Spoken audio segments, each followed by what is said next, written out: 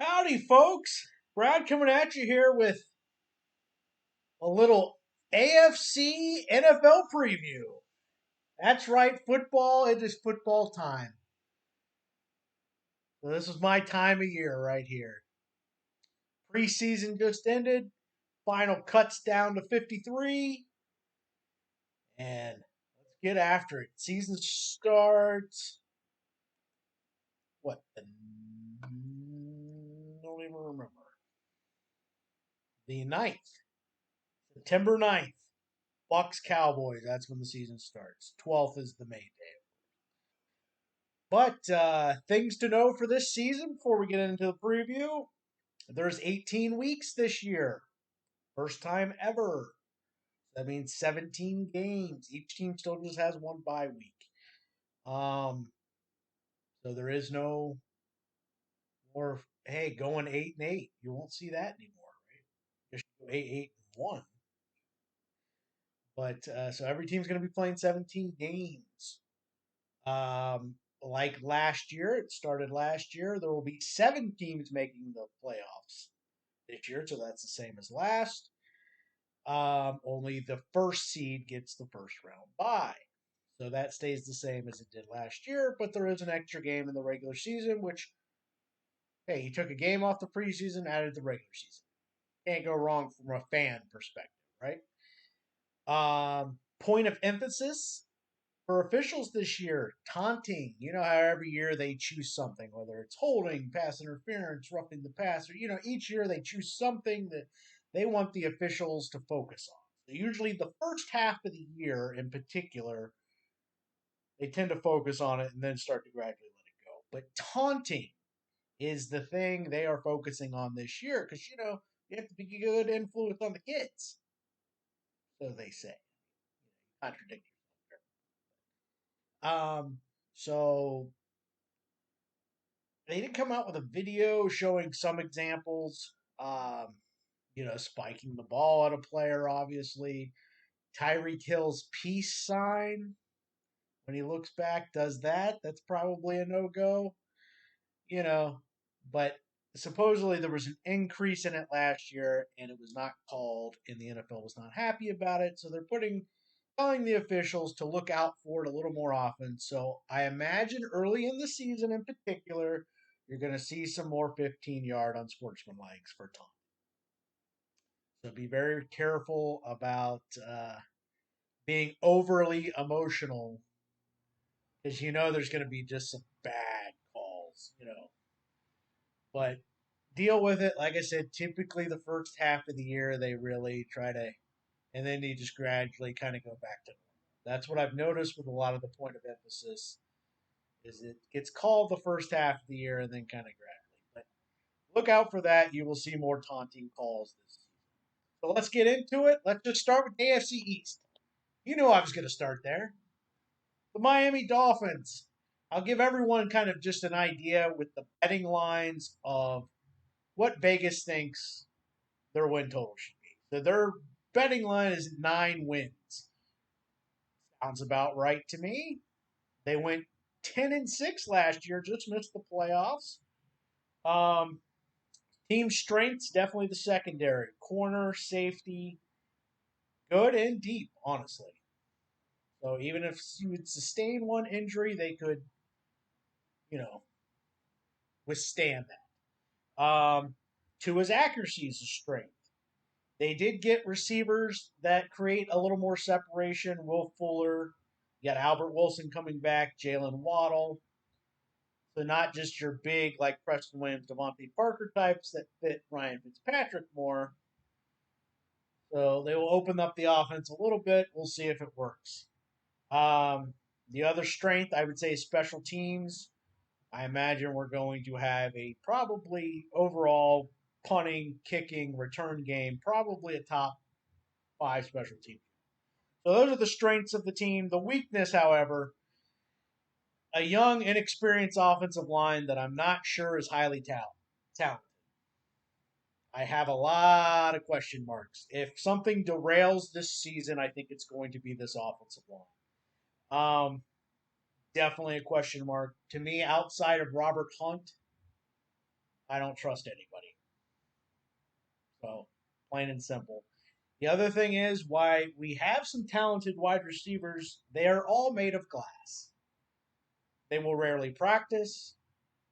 None of them, quote me on this, will play 17 games this year. I will assure you. So, our wide receiver room, why has some talent, is made of glass. Another thing that could derail the season. And the only other thing I would say weakness of this team is depth at the pass rushing spot. If Agba, Van Ginkel, or Jalen Phillips gets injured, that could be a problem. So depth at pass rusher is also a weakness. Overall, I think they should win around. So the betting line's at 9. That's pretty close. I think they'll win around 10 games. I think they win 10 games again. On to the Buffalo Bills. Win total at 10.5. So the strengths of the Buffalo Bills, depth. They're one of the deeper teams in the NFL. I would say it's a top 5 roster from 1 to 53 in the NFL. Can Josh Allen continue to pick up where he left off? Him and Brian Daboll, that seems to be a great marriage, right? Wide receivers, got 5 good ones. D line, good and deep. So even if they would sustain an injury, fine. That front 7 is good. Deep, good, no problems. I think if you're saying what's their weakness, what will derail them from reaching their potential, running back room is average at best. Singletary, Moss, Matt Breida. That's right, I said Matt Breida. Just big pile of mediocrity. And secondary depth. Their first 3 corners, their first 2 safeties, fine. While they have depth pretty much everywhere in the roster, secondary is their weakness in depth. Their starters are fine, but if Tre'Davious White would get hurt or Micah Hyde would get hurt, I think it's going to be an issue. So depth in the secondary would be the issue, but they don't have a lot of issues. They don't have a ton of weaknesses. So definitely would be a playoff team. New England Patriots made some news today, releasing Cam Newton. Not really shocked by that. I figured Mac Jones would win that job, honestly. If they had a fair competition, I figured Mac Jones would win that job just because he throws the ball better. Belichick wants something he can depend on, you know, and that's why he chose him. The betting line for them is 9 wins, the same as the Dolphins. They basically see them as the same. The strength of them, offensive line, definitely a top 5 unit in my opinion, and tight end. Hunter Henry dealing with an injury, but even then they still have Johnny Smith. That Asai guy looks pretty good, so tight end. And downhill running game. Got a good offensive line. You got Damian Harris, Ramondre Stevenson. So they should be able to do that. Should be able to run the ball well, which good offensive line running the ball, perfect for a rookie quarterback, right? So they do at least have the formula for that. Mac Jones is accurate on his short throws. Can he stretch the ball down the field? And that only doesn't just question him, but the wide receivers. Nelson Aguilar, who had a good year with Vegas last year, can he duplicate that? Kendrick Bourne they brought in. Jacoby Myers had the most catches without catching a touchdown. You know, it's an average wide receiving core, even if they reach their potential. Okay? So that is their weakness. The other thing is corner outside of Jones and Jackson because Stephon Gilmore is starting the year on the PUP list, physically unable to perform, which means he has to miss 6 games. So, does he even play for them this year at all? There are reports that he is actually should be healthy enough to start the season, and they're putting him on the PUP. That is the rumor. I don't know if it's true, but a couple people reporting it, usually on point. So, again, if they, are they going to depend on Jalen Mills to play all the time? They did pay him. Eagles fans know not to depend. So, usually a strength in the Patriots the last few years, corner behind Jones and Jackson, big question marks. Um, will Matthew Judon, Van Noy, Ronnie Perkins, Winovich, can they finally get a pass rush without blitzing? You know, that's another thing they've struggled with. So they're hoping Judon solves that, and hopefully one of those other guys works out. So that's what they're banking on. If not, I think you're going to see about the same thing that happened last year. But yeah, New England, they're going to be competitive. 9 wins. I think I might take the under there. The New York Jets betting line at 6 wins, which I think the Jets fans would love 6 wins. I think this year, I think they'd be happy with that. The strength is actually, I would say, for them, they got a solid wide receiving core, really. Um, and the left side of the O line of Mekhi Becton and Elijah Vera Tucker, two good young players I like. Becton, though, there seems to pop up with something every couple of weeks. And some of them are fluke things. So it's starting to, you just start to worry, are you just going to be this injury prone guy or not? Still, or too early to tell, but you worry. The only really other bright spots, though, is Quinnen Williams and Sheldon Rankins on the D line, I would say. And the safeties, Marcus May and Lamarcus Joyner are solid. So, but other than that, there ain't much here. Let's just be honest. So you got some decent wide receivers, a quarterback who should be entertaining. I think you're going to see major. I think of all the rookie quarterbacks, you're going to see the biggest fluctuation between games. He's going to wow you, I feel like, and then just be plain awful. So, like, we're talking awful. I have a feeling that's what we're going to see with Zach Wilson, and understandably so. It's not always going to be his fault. But yeah, so just an overall rebuild is a weakness, right? When you're rebuilding, corners are awful. There's no depth or edge rush. Carl Lawson towards Achilles, which is a big blow. And can C.J. Mosley actually play a season? Ever since they signed him, he basically hasn't played.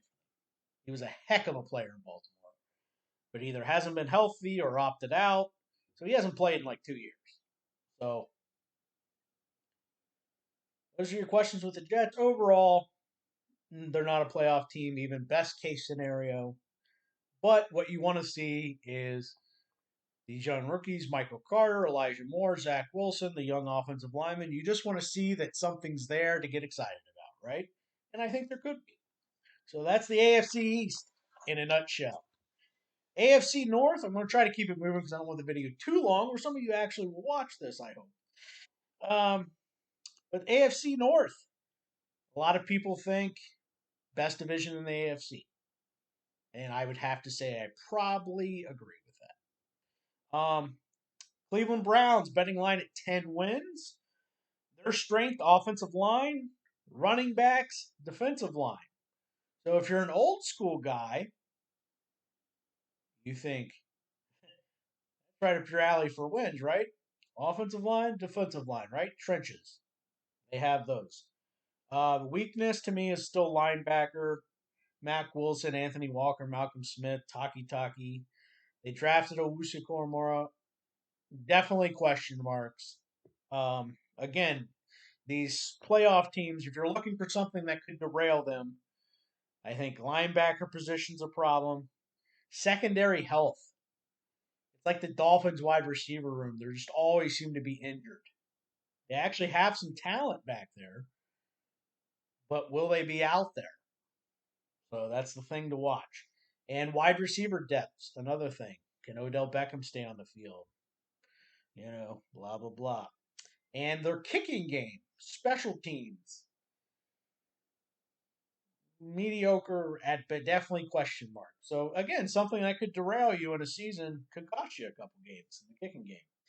So if something looks to derail the Browns, that's what the weaknesses is. That's what it would be. Secondary linebackers, kicking game. But by all accounts, good offensive line, good running backs will help Baker Mayfield. He should be very similar to what he was last year, and they should be in the playoffs. Pittsburgh Steelers, betting line at 9 wins. I have seen them all over the place. The strength of the Steelers, still defensive front seven. They lost Bud Dupree, but Alex Highsmith looks like he was ready to take over. They get Devin Bush back. People forget he got hurt last year early in the year. They signed Melvin Ingram, a vet for depth. Joe Schobert, solid linebacker. So their front seven is still legit. Their safety position is still good. However, their corners, yikes. They let Steven Nelson walk, Mike Kilton walk, and didn't replace him. So big problem there. I think that could cause a problem. They're going to depend on the front seven just wreaking havoc, or they're going to have problems. Other strength, wide receiving room, tight end room. Big Ben has weapons to throw to. Najee Harris out of the backfield. However, weakness, traditionally until last season, the Steelers have had a good offensive line. It's not going to be very good. All right. I mean, I would say outside of oh, the guard, I think they have one legit starting good offensive lineman on their squad. So you're looking for something that could derail an offense. That's it. Now, Big Ben last year went with the quick passing game. Bam, bam, out of your hands. They're definitely going to have to do that again. And I don't know if they will be able to get a running game going. So I think Najee Harris out of the backfield would be great, but I don't know how much he'll do in the running game. They definitely got to get Kevin Dotson is their line, and I was thinking. Other than that, major question. They're going to have to get lucky. All right. But that could be a major problem, especially in this division, playing the Ravens and Browns. But next up, Baltimore Ravens, betting line at 11 wins. I think that's a little high. The strength, though, of the Ravens, physical on both sides of the ball. You play the Ravens, you feel it for 2 weeks. You know what I mean? Corners, Humphrey, Peter Smith, awesome. Great at corner. They may be old on the interior defensive line in Calais Campbell, Brandon Williams, and Derek Wolfe, but they are hard to move. Lamar's running, obviously a positive. However, weakness. Newly acquired Sammy Watkins, newly drafted Rashad Bateman. Devin Duvernay was there last year. Can they get a couple guys to step up? Marquise Brown looked like he took a step back. Can they get their passing game going with any consistency? Because running back room got a little smaller with J.K. Dobbins. Horrific torn ACL in the preseason. So can Gus Edwards and Justice Hill carry the load for the entire year? I think it's a big question mark. So I think their defense will be fine. Like I said, they're physical. It's a decent offensive line. I don't think it's not their best the last few years, but it's still good enough. But yeah, can they get a passing game going? And is that defensive line too old, or are they still going to be difficult to move? But and then thin at running back for sure. But overall, Ravens are always in it. They're well coached, good special teams. But I think 11 wins is a little high. Cincinnati Bengals betting line at 6.5 wins. It sounds in that about right. Strength, they got some talented skill positions. Tyler Boyd, T. Higgins, Joe Mixon.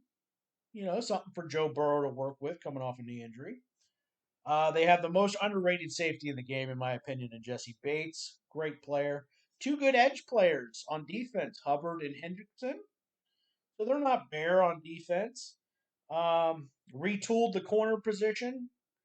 Brought in Trey Waynes, Awuzie from Dallas, and Mike Hilton from the Steelers, who I love Mike Hilton. They got the best rookie kicker in the draft in Evan McPherson. I think he will be by far the best rookie kicker. Problem is, I don't think they really addressed one of the biggest weaknesses last year in their offensive line. Riley Reef, that's the best you could do. Much like I have questions like the Dolphins, Bengals offensive line problem, and it's still going to be a problem. So that's something to watch out for. And it can end up wasting some of the young skill they have on offense. Notice I didn't mention the young skill of Jamar Chase. People ever watched my pre-draft stuff, I told you Jamar Chase was very overrated and was not a first-round pick and wasn't even the best wide receiver at coming out of LSU this year, which is Terrace Marshall Jr., which so far has looked to be the case. Now, will he keep dropping passes galore? No. But I told you when he's coming out, he had a lot of issues. Didn't think he was that great. So far, I look correct. Linebackers, they stink. That's another problem. And not much behind Joe Mixon, Samaje P. Ryan, Chris. So depth's an issue. Bengals not going anywhere. But they'll play some entertaining games. You might be entertained. But overall, like I said, 6 wins sounds about right. So that'll wrap up the AFC North. 3 playoff contenders, though, in the AFC North. AFC South. I think this division only gets one playoff team. So it's really just picked between the Titans and Colts, right? We'll talk about the Titans betting line at 9.5 wins. Sounds in the realm. Strength, left tackle, left guard, and center. However, the right side, question mark. But very strong on the left side to the center. Brown, Jones, and Henry, one of the better trios if healthy. Tannehill's been great since moving to the Titans. Perfect fit. However, remember, his offensive coordinator has went to Atlanta. So will that change anything? See a different Ryan Tannehill? You hope not, because he's been great the last 2 years. Frank. And good to see because he's a good guy. Weakness, outside of Kevin Byard in the secondary, kind of stinks. I think their defense is going to be rough. Can Bud Dupree and that addition kind of help save the back end, right? Can they get something out of Harold Landry? They got to get a pass rush. Rashawn Evans, decent linebacker. But defense, if you say, oh, I missed the playoffs, it's going to be because of their defense. Indianapolis Colts, betting line at 10 wins. Strength running back room. Got plenty of running backs to go around. Jonathan Taylor, Nyheim Hines, Marlon Mack comes back from injury. Jordan Wilkins can even fill in. Whatever, right? Outside of Buckner and Leonard, not a lot of stars on defense, but they play great together. They really do. Their weakness, outside of Michael Pittman at receiver, who can you depend on? Paris Campbell, always hurt. T.Y. Hilton, getting older and always seems to be nicked up. Zach Pascal, if you're looking something that's going to derail their season. Also, they've had a pretty good offensive line the last couple of years, right? Pretty solid in 4 spots, but that left tackle position, big hole. And if you remember, they've got a new quarterback this year, Carson Wentz, right? So they give him a running game. That running game still should be good, regardless of the left tackle. But his weapons kind of look like a lot like they did in Philly in terms of the wide receiver action. So will we see MVP Carson Wentz? Can he fix himself mentally and physically? He has some physical issues, but mentally, I think he just lost it a little bit. So can Frank Reich basically return? That's what it's going to come down to because the Colts have a much better defense than the Titans, but the Titans' offense is going to be much more efficient, I would think. So it really is what's your flavor, right? Jaguars, betting line at 6 wins. Strength of the Jaguars, I guess, would be wide receiver if they're healthy. Shark, Jones, Chenault, nice trio. C.J. Henderson and Josh Allen. Miles Jack, 2 players on defense. Problem is they have 0 depth. Nothing. No linebackers outside of Jack. Safety position's a big question mark. And are we even sure Urban Meyer can coach in the NFL? So, Jaguars, a lot of questions. They lost ETN as well. James Robinson will do fine. They actually have all the starters coming back on the offensive line, which I think they're a mid-tier offensive line, but just having continuity like that could be a big thing. Um, I actually think James Robinson should repeat success as long as Urban Meyer decides not to think Carlos Hyde is good, you know, and start using him. But overall, it's going to be a rough season in Jacksonville, I think. You're just, again, much like the Jets and the Bengals, you're looking for flashes of stuff to build on, right? So that's why their totals are around this. The other team, Houston Texans. Again, this division is rough. Like I said, it's a two-team division for sure. Betting line 5 wins, which is tied for the lowest in the NFL. It's hard to find a lot of strengths here because Deshaun Watson looks like he ain't playing this year. Let's just face it. It's not looking good. Zach Cunningham at linebacker, Laramie Tunzel at left tackle, Brandon Cooks. And they have a veteran running back room. Ingram, Lindsey, Rex Burkhead, David Johnson. So I guess those are positives. But that's about where they stop. The other possible, I would say, sleeper wide receiver for you would be Nico Collins. They got to throw to somebody other than Brandon Cooks, right? So I think Nico Collins could have a sneaky rookie season. But it's one of the worst rosters in the league. You go look at that depth chart and you just go, wow. And remember, this was a perennial playoff team a couple years ago. So, yeah, it's bad. I think you're going to see a lot of blowouts from the Texans. I think you're going to see multiple games where they lose by 17, especially if Deshaun Watson's stuff. You're going to be seeing Tyrod Taylor, Davis Mills, who knows. So, not going to spend much more time on them. They will definitely be one of the worst teams. To the last division in the AFC West. We'll talk about the Chiefs, defending AFC champions. Betting line 12 wins, which is the highest in the league. Strength, offense. Retooled offensive line. They will not let what happened in the Super Bowl happen again, although some of that had to do, obviously, with just injuries. But explosive. Solid defensive line. Good safety play.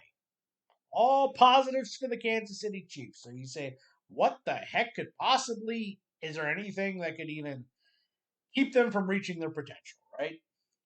I would say Frank Clark, legal troubles, keeps getting caught, gun charges, and he keeps having hamstring issues.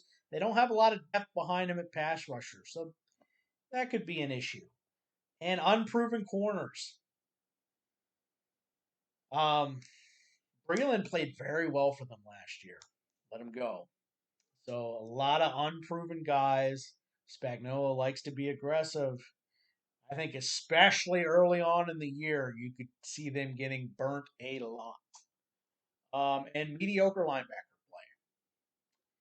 play. Wouldn't be surprised to see Nick Bolton eventually get some action in there because Hitchens and Gay, and they don't do it for me. So as much as the offense wows you, the defense was a sneaky part of that team last year, last couple of years. I think they take a regression this year on defense a little bit. Again, it may not matter. Their offense just may be so good. The Denver Broncos up next. Sneaky team I like. I like the Broncos. I don't know if I trust the Broncos, but I like them. Betting line 7.5 wins. Strength, running back room. Very good running backs, Melvin Gordon, Javonte Williams, like them both. Good young wide receivers and tight ends. They got plenty of good young talent.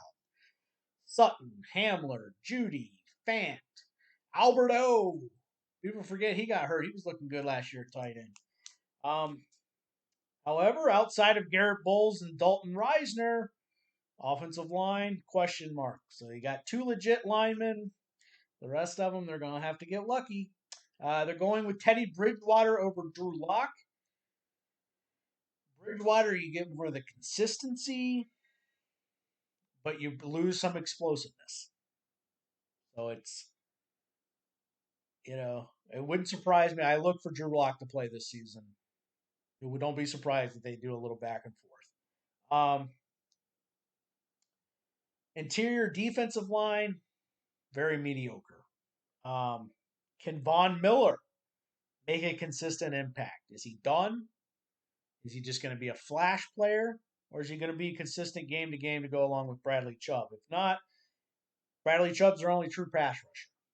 They got a solid linebacking core, interior, but outside, it's Bradley Chubb, and they hope Von Miller's got another year left in him. If he does, their secondary is actually very good. I like the Broncos secondary. So Vic Fangio does know defense. I don't think he's a very good head coach, but he does know defense. And I like the over of the 7.5 wins for sure if you were a betting person for the Las Vegas Raiders betting line 8 wins. Strength, running back room, Josh Jacobs, Kenyon Drake, tight end Darren Waller, obviously, monster. Um, Good young safeties, if they can stay healthy, and Trevon Morwig and Jonathan Abrams. Solid defensive ends. They got Yannick Ngakwe and Max Crosby, decent. The weakness is they retooled their offensive line. This has actually been a very top unit for 5 years at least. Rodney Hudson, Gabe Jackson, all these guys, Trent Brown, all gone.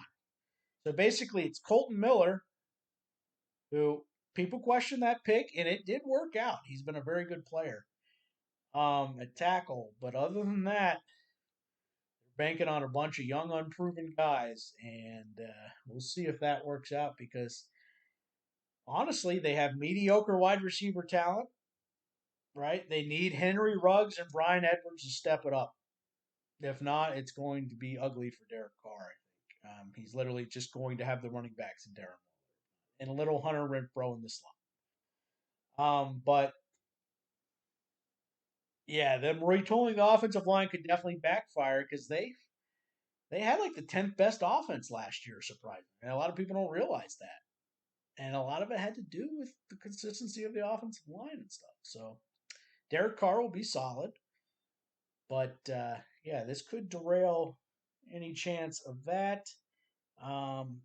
But overall, the Raiders' defense, I think it'll improve from last season, but still nothing special. And I think their offense takes a step back. Not a playoff team, in my opinion. Los Angeles Chargers last up. Betting line 9 wins.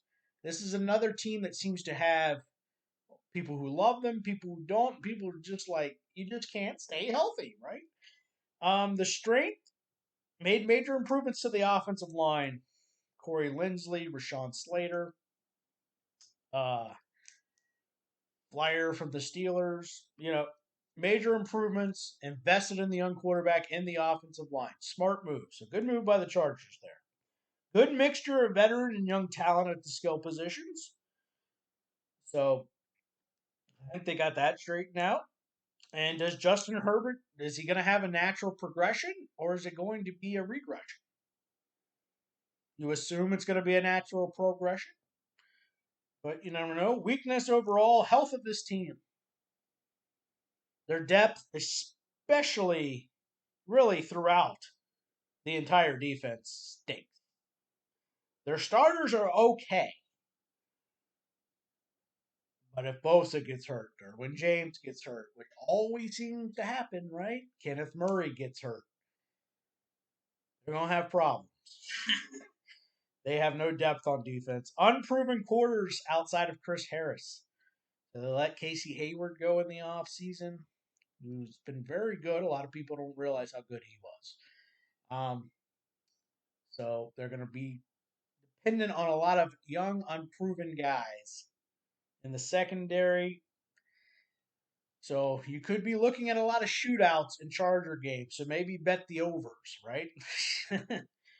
But overall, AFC, I think the Chiefs, Bills, Browns make the playoffs. I'm going to take the Titans over the Colts to make the playoffs. And then the other three, I think we'll just go Ravens, Steelers, and number 7, we'll go with the Dolphins. Why not at number 7? Colts, Pats, Broncos were the last three teams out for me.